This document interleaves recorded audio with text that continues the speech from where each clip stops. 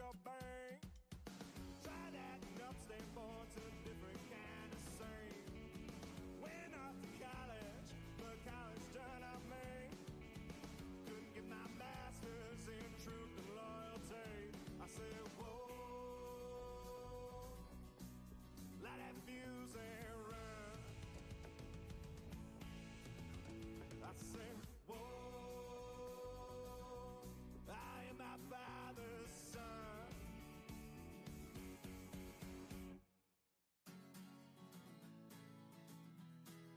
Light that fuse and run.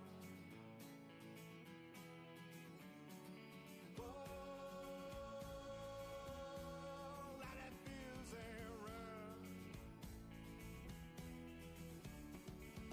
Went off to college, but college turned out me. Couldn't get my master's in truth and loyalty. Bang out the buzzword, teaching that blind man to sing. You might give the best to him, but you'll never fool me. Now, sweet talk to beanstalk, tell Jack to go and fetch your bank. Try that and up, stay forward to a different kind of scene. Went off to college, but college turned out me. Couldn't get my master's in truth and loyalty. I said, whoa, light that fuse and run. I say, whoa, I am my father's son.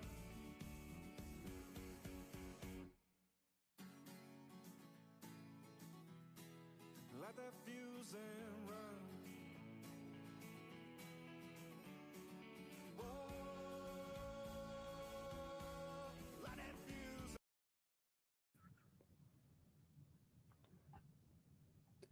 Yo, what is up, 24/7 Buff Fandemonium? It is 3 o'clock, well, 3:06 on a Sunday, and you're here for Sunday sessions.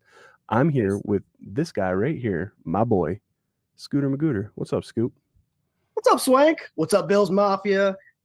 Man, this is a big game. This is a big game, huge game. We'll get into it, obviously. Inactives and actives are out, so that's pretty sweet, and it's an interesting list for sure. So glad we had that bye week, but Yeah. man, butterflies are there. I'm ready. I'm kind of liking these 425 games in a sense. Don't like that they end so late, but I like that they start a little later for sure. Yeah, it's getting right to me, man. I think you know, at first it was a little getting used to, but now I think I'm there. I'm good with it.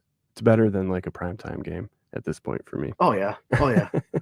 It may take me a while to get used to those primetime games. Yeah, I mean the hype of it's cool, but other than that, I'm good with just like a regular old fashioned Sunday midday to early day game. There you go. Yo, we are part of the Buff Fanbase Network and proud to be so. Also, as part of that, we're sponsored by 26 Shirts. Right up there, 26shirts.com. Go see what Del Reed and the gang got going on. There's all sorts of cool stuff for the Christmas season. And remember, you're always helping out a family in Western New York in need when you purchase a t-shirt from them. So go and do it. We're going to say hi to the people we got here in the comments. We got Frank Mullen. Let's fucking go, Bills. What's up, Big Frank? We got Rob Mullen. It's Bedlam. It's Pandemonium. It's 24/7 Buff Fandemonium. Rob is an amazing content creator over on 24/7buffandemonium.com. Go check out the cover too. He's been doing all sorts of great things over there. We got Rob Mullen and Frank just going back and forth in the comments. I love it. It looks like they want to, let's see, Rob Mullen Brothers. Rob says, Mullins versus the Reeds. We got him, Frank. There you go. I pulled my hamstring. You talking football or? Pulled his hamstring bowling. Yeah. Bowling of all sports. Jeez. We got Uncle James in the comments. What's up, Mafia? What's up, brother? We got Johns. What's going on? It's time to tomahawk the chefs. The chefs. Go Bills. We got Dr. Bruce. Go Bills. Dr. Bruce has an injury report that just came out. Go and check that out at 24/7buffandemonium.com. Putting out some real great content over there. Swank, and I think he's going to start putting them out like on game day before our show. That's awesome. Yeah. Yep. That would correlate very well with what we do here. Because if you don't know, Sunday Sessions, man, we started doing this 2 seasons ago. Usually we have our boy Ryan Thomas joining us, but he had some pregame plans. He might pop in here for a minute, but you might just be stuck with me and Scooter too, and that's okay as far as I'm concerned. Yeah, so we like this show because it comes on right about the time the inactives come out. We have the inactives, and we'll get them going right in here. Oh yeah. It's always fun to check out this list. And those of you who are watching the games as well as watching us, a lot of games we're rooting for this week. So far, things are looking good for us. But obviously, we have to hold our own. Buffalo has to win their game. Yeah, can we get a little scoreboard here? What do you got going on over there? Yeah, right now I can go over the scoreboard. Cincinnati just scored a touchdown, going up 2 touchdowns on Colts. That was a tough game. We weren't sure which game we wanted. Mhm. Obviously, the Colts with a win would be one more game up on us, and then Cincinnati with a win would still have a tie with us if we were to win this week. But going forward after that, it makes sense to have Cincinnati win this week, and so far they are. And then let's see, it's a couple of the other big games, guys. I won't get too much into it. Just let you know who we're rooting for and who's actually winning if it comes up. Okay, let's see. Ravens and Rams. We want the Rams to win, obviously. It's a tie right now. Colts and Bengals, we just talked. Jaguars and Browns. We want the Jaguars to win. The Browns are currently up 21-7. Oh. Texans and Jets, which is a big one. We want Jets to win. It would be an upset, and right now they're up 14-0. So I'm excited about that. And obviously we got help from the Patriots this past Thursday, beating up on the Pittsburgh Steelers. So it's one of those things. I know we like to preach who's going to help us. We got to hold our own, though. We always state it before we put out those posts. Obviously, we have to win, but everyone needs help getting in the playoffs. It's the way the NFL works. So far, so good. Yeah, I mean, there's a lot of things that need to happen. Obviously, if we take care of business to begin with, that is the easiest way for us to get in. And we're all rooting for that. But some of these games will have a little bit of weight. Fortunately, there's enough games left, I think, in the season to where, there's one team mathematically eliminated from the playoffs. In the whole NFL right now, there's only one team mathematically eliminated, which is crazy. But yeah, the Panthers are the only ones that know they're not going. Like, other than that, the Patriots are still in it. If you guys can believe that, the Patriots are, I don't know. There's teams that you're like, but what about this one? Yep, them too. Like, the Panthers are it, dude. It's crazy. Yeah, there's no way these guys are. Yeah. Yep. Yeah. No, they them sure too. are. Yep. Absolutely.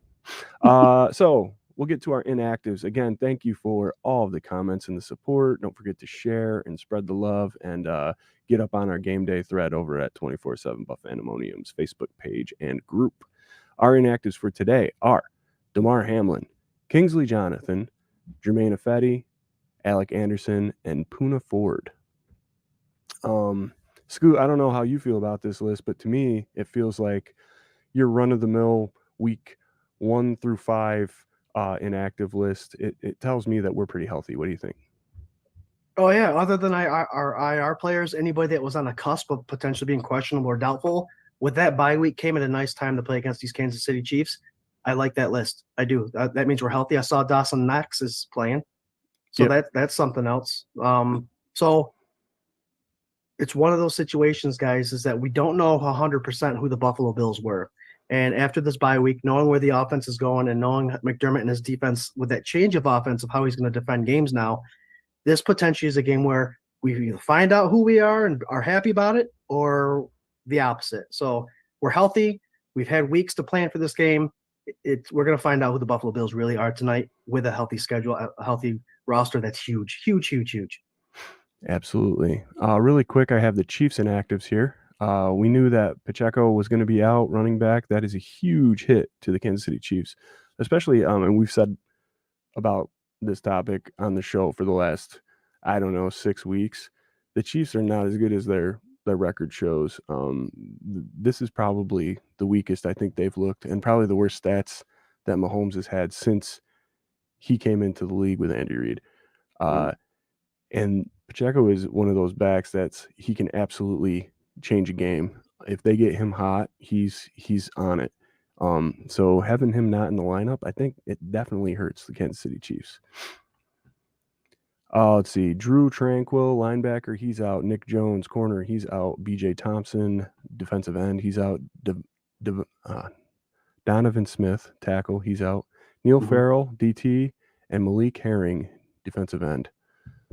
So, I mean, some depth players, but mostly Pacheco's he's the big name on the list to me. Starting left tackle, Donovan Smith. Yep. That's a huge one. That's a huge surprise. I knew he was injured, but I think that forces a rookie left tackle this week. So Yeah. that'll be interesting. Yeah, and he got ate up last week when the Chiefs played whoever they played. Who was it? The Eagles? Oh, no, the Eagles were before. Last week they played Green Bay Packers. And Green Bay Packers got a bunch of sacks on Mahomes. So, Yep. Jared said Elam and Knox are both playing. So there's some news. We got a little bit more corner depth. Maybe Elam gets a snap or two. I bet you're going to see him on special teams. But other than that, I don't know how much I want him out there. We'll see. Bruce says, with Rapp and Jackson active, Elam stayed on the practice-only 3-week, returning from IR. Okay. Hope for a good game. Bill's always my pick. Just hope the officials don't blow another one. Go Buffalo. That's Mary Jane Brown. Hughes. Yeah, man. It's frustrating. This referee stuff this season has been very, very frustrating. I'm just hoping for a clean game. I think the NFL wants just their 2 star stud quarterbacks to swing on each other, and why wouldn't you want it to be a good game? Like, I wouldn't want any controversy. Like, just let them play. Don't let them grab. It becomes a situation where you're looking for it sometimes. Now there's so many calls. I think there's more calls missed than actually not. And again, like you said, they create their own. They make their bed and they have to lie in it. They create their own mess by not calling a fair game to the fourth quarter. And then there's people looking for it now. So every little pull of the jersey, every little low hit right below the kneecap, fans are going to be pissed off if it's not called. And that just makes the job harder for the refs. Yeah, 100%.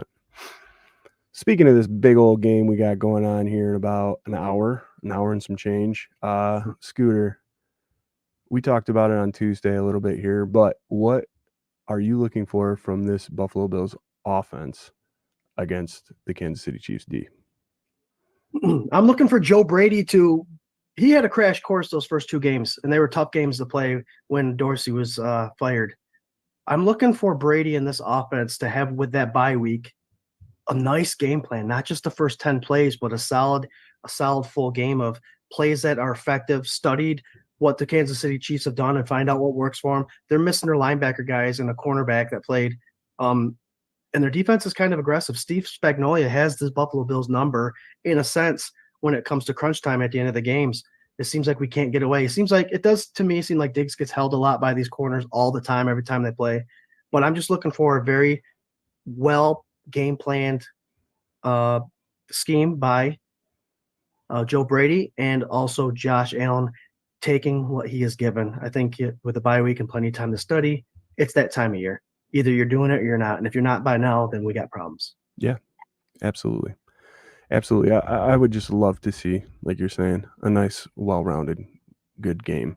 A game reminiscent of Josh Allen from the last 3-4 seasons of his playing in Buffalo Bill uniform here. I don't see why not. I think the only person for me I'm slightly worried about on the Chiefs defense is Chris Jones. Yep. He flips the whole stat for them. If he's out of the lineup, they are 32nd. And if he's in, they're like a top 5 defense. And I can't believe one player makes that much of a difference for a whole entire squad. But I guess that's maybe why he got paid all that money in the offseason after he held out, Josh is built to be this kind of player to me. He's athletic. He can move the pocket.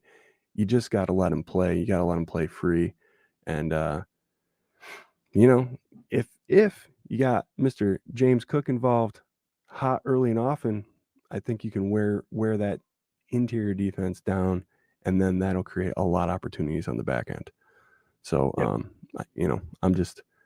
want them to do in Arrowhead what they've been doing in Arrowhead in the regular season for the last couple seasons.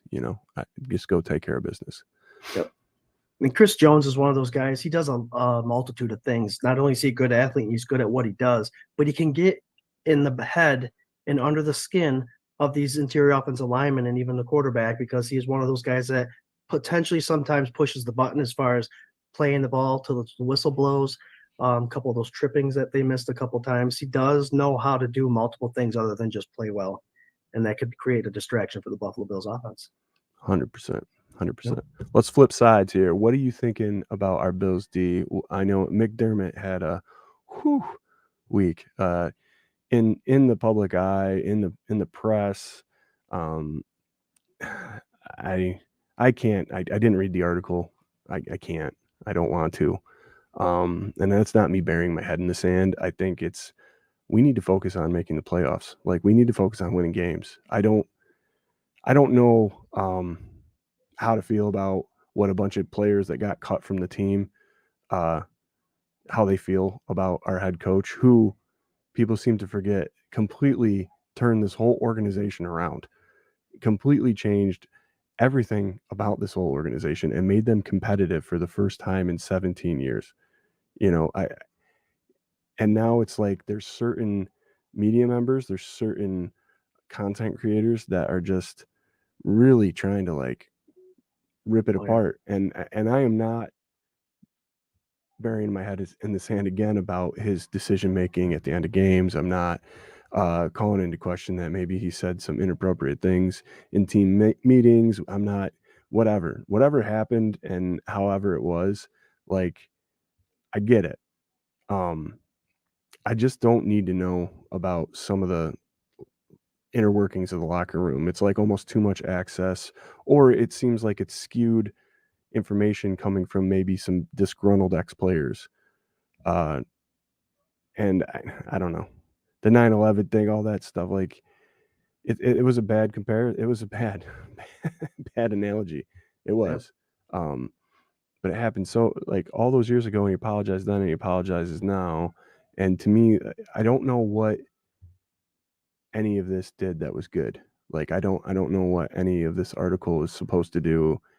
And I know Dunn is like kind of a respected guy, but also that his credentials have been stripped from the team. And he'd had kind of a shaky past with the Buffalo Bills, and now all of a sudden we're making a push, and all this 4-piece expose drops like Chiefs week. Seems a little malicious. Maybe it was just, this is the time, it has to come out now. I don't know. I don't get it. I'm about sick of like most media nowadays anyway. So maybe I'm just ornery and old, and I just want to take what is meant to be entertainment and watch it, like, and enjoy it. I don't want to be in the middle of these like crazy, stupid, depressing like things. And I also, it's not like he beat his girlfriend up, or he did whatever. And there's all that goes along with this too. And we didn't even get into the Von Miller thing last week. There's a lot of stuff going on that's not football, and I just want to get back to watching football, and however it has to change and move around to make that happen, then I guess. But again, I'm still not writing off Sean McDermott, I don't think, totally. And I don't know. This seems kind of like an unwarranted attack, and that's just my 2-minute rant about it. But Scooter, what do you got? I'll be honest with you, Swank. And I wasn't going to bring it up, but since you're talking about it, not this topic, but supporting McDermott, I put a personal post out stating I've been asked a lot of questions about this McDermott thing, and my 3 responses were, I wasn't there, so I don't know the context. The second thing is the 53 men, however many it was in that locker room that he said this to, he apologized to. Yeah, and the third thing is like, I don't understand the media's push to try to throw him under the bus and all that stuff. And it did not take long. I deleted the post since. It did not take long for me myself to become victimized by people calling me Taliban supporters and all that stuff. It was nuts. Wow. It went there. And I was like, I don't need it. So I got rid of it. And the thing was, is he did an analogy. And yes, it wasn't the best one. It really wasn't. And we all know that. Does that make him a terrorist? And that's almost what it seems like. They're trying to portray him as one. It's like, Jesus, if there was cameras in every room to where everybody was employed, and they were all supposed to be 100% professional, and someone messes up, and then all of a sudden it's all over media and Facebook and social media, this would be a horrible world. And we're seeing samples of it just in professional sports. What happened, in my opinion, what happened in that locker room stays in the locker room. That's what's always told to us as growing up as athletes, is what happens in this locker room stays in this locker room. Things are said. Racy, sexual. It is what it is. It's the world we live in. It's always been that way. Locker rooms, that's why they call it locker room talk, right? Yeah. It needs to stay that way. And yeah, I think it was a malicious attack at McDermott, a little bitterness going into it. And bad media is good media. And as far as the media goes, bad news is good news because they still get the rankings and the people writing to them and about them. If you're being talked about, they like you. If it bleeds, it leads. Like, yep.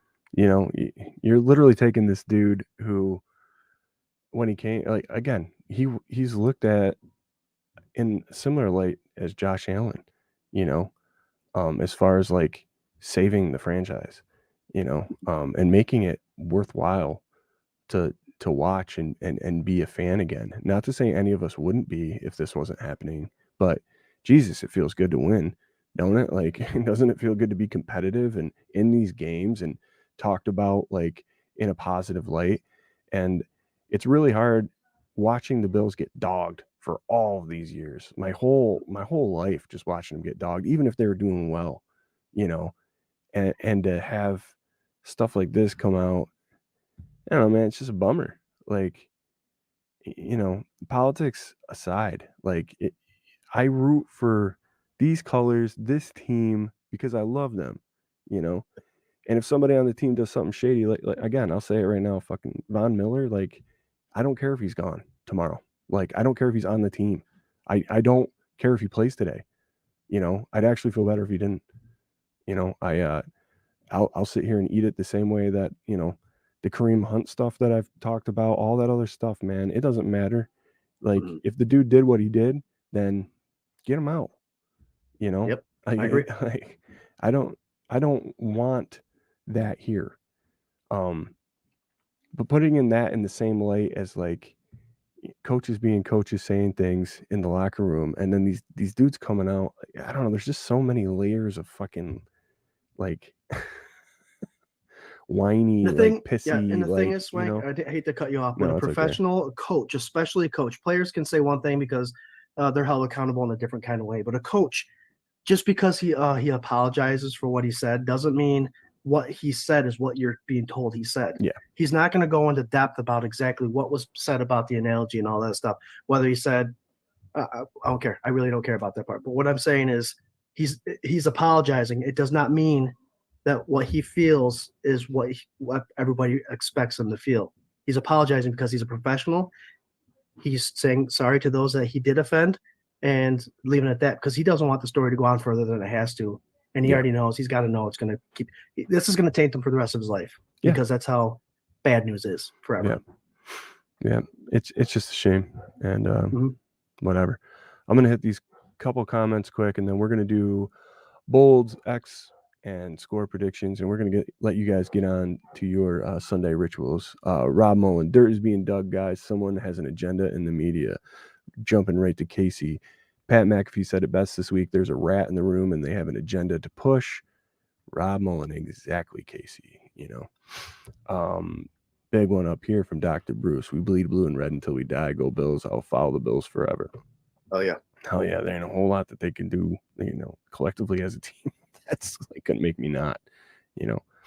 The Browns, on the other hand, you know, whatever. That's because the Browns, the team as a collection, has those cases against them. So multiple. Lou, none of this should matter. Just play the game and coach. Be better. Just ignore it because it's just something else to try and hinder our team. I agree, man. Yep. Let's see, Adam, we got this. I hear you're on Von Miller. All right, we're done with the bum shit. I'm excited about this game today. I hope you guys are excited about this game today. I know Scott is excited about this game today. Oh, yeah. Scott, tell me, hit him hard with your bold prediction. What do you got? My bold prediction, guys, is a Stephon Diggs. He's been quiet. I think he had a past 3 or 4 games. I saw the stat of him having under 90 yards receiving. I think that's going to be a big change this week. My bold prediction is Stephon Diggs hits that 1,000-yard mark, which isn't far away. I think it's only like 30-something yards, but he's going to go for 7+ catches and 2 touchdowns to give him the 90+ catches. 90 catches, 1,000+ yards and 10 touchdowns. I mean, he's an all-pro. So I see him getting those numbers to help us out. I love it, and he deserves it. It's a great one. I also feel like my bold prediction is gonna be a similar guy, but on the opposite side of the ball. Douglas is coming in big today. I think he's going to get at least one pick off Patty Mahomes. Patty Big Baby, run with my belly out. Mahomes. I think one pick, and I think 3 pass breakups. And I think Patrick stops throwing his way by halftime.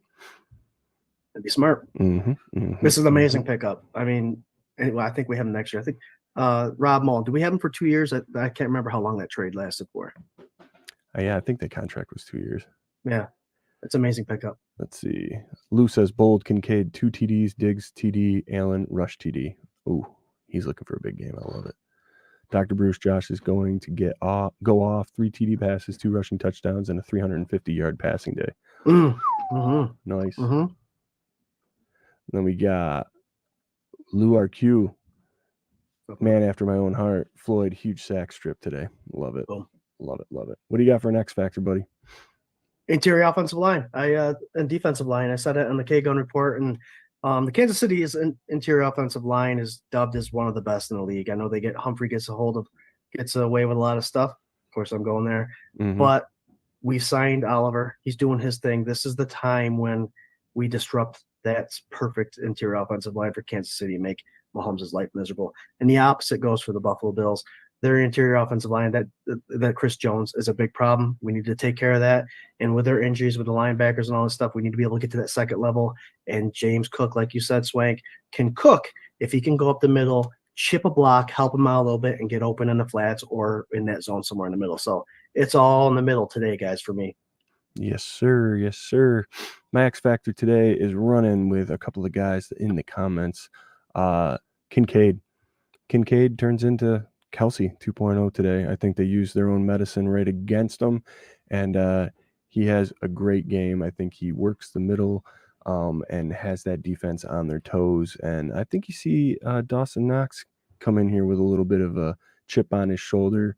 You're going to see some good blocks from Dawson. I would not be surprised if they try to throw him the ball early just to kind of throw everybody off their game a little bit and get that different.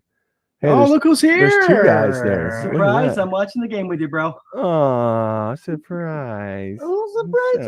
Hi, Swank. Hey, buddy. Look at that. Nice. It's a nice surprise. Kids here too? Is it really a surprise? Oh, nice. Yeah. Oh. Nice. Rob Mullen says Douglas deal was restructured with Packers before trade. 2 years and only counts for a little over 1.1 mil for 2023 base salary and 6.5 for 2024. So pretty cheap for a top 20 CB we got over there. Especially if Trey Wright comes back, they'll be, oh man, I don't want to talk about it. Let's talk about this year. All right, let's go score predictions. Throw them up in the comments. Again, thank you guys so much for hanging with us here today and participating. So nice. What do you got for a score, buddy? My heart tells me a bigger spread than what I'm giving you. 35-27. I'm gonna stick to the K-Gun report score prediction. It's gonna be a hell of a game. If they're playing in Kansas City, obviously Bills have their number there in the regular season, but it's gonna be a tough game. Like I said, with that bye week and with the offense doing what they're doing now and the defense having a little bit of time to adjust, I think it's gonna be bigger than that, but I'm sticking with 35-27. I like it. Lou RQ says 31-14 Bills. Dr. Bruce 38-27 Bills. John Johns 27-13 Bills. I'm gonna go a little different off my score prediction. I think I'm gonna go 28-13. I think that you're gonna see this Bills defense step up and snuff out the Kansas City Chiefs, especially with that lack of running game. If Travis Kelce has a 100-yard game and a touchdown, I'm going to lose my mind. He's the only guy that can catch consistently on that side of the ball for the Chiefs. Like, just make sure he is covered. You know, the rest of the wide receivers, they're 60% completion, whatever. Like, they don't catch it half the time. You know, I don't care if you're playing man on the outside. Douglas can play man all day. You got Jackson, you know, do it up and give him a little help over the top, but just make sure that man, Travis Kelce, is covered. Please, Jesus. Yep, you're gonna be talking to yourself during the game. It's like, you know where the ball's going. Yes. You know where the ball's going. If you're Jets just inside, scored again. That's good news. nice. So we're getting a little help today, and that's great news. Yeah, if you're inside the 20, if you're inside the 10, absolutely. Triple cover, Kelce, please, for Christ's sake. Yeah. But I think that pretty much does it right there, Scooter. It was a hot and fast one. Sorry we were a little late today. Got some family over and stuff today, but I'm going to get back to that and get ready for this game. Guys, listen to Scott as he tells you his final thought. You know, just listen really deep. This one's about not giving up. You know, I mean, we got 5 weeks left. Obviously, we could play this game. We have to win our own. There are scenarios, guys, where we can lose 2 games and still make the playoffs. It's a stretch, but it is what it is. It's the time of year I think everybody starts watching more games. So this is a fun part. Enjoy football. It's a sport we love. We watch the Bills not only because we love the Bills, it's because we love the sport in itself. And it's the best time of the year. It's playoff push time. Enjoy it with your families. Go to the game. Stay warm. But now that my brother's here and the kids, I'm excited to get to watch it with the family, and that's what it's all about. Love you guys. Thanks for joining us every Sunday and every Tuesday. Wouldn't be here without you. And let's talk about a victory comes K-Gun Report on Tuesday, 8 o'clock. Absolutely, man. Yeah, guys, enjoy it. Root hard.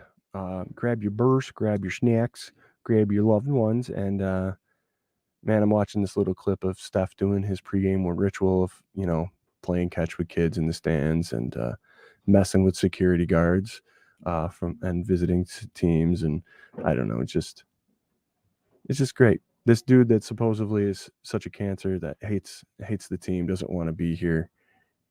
I don't know. You don't do this.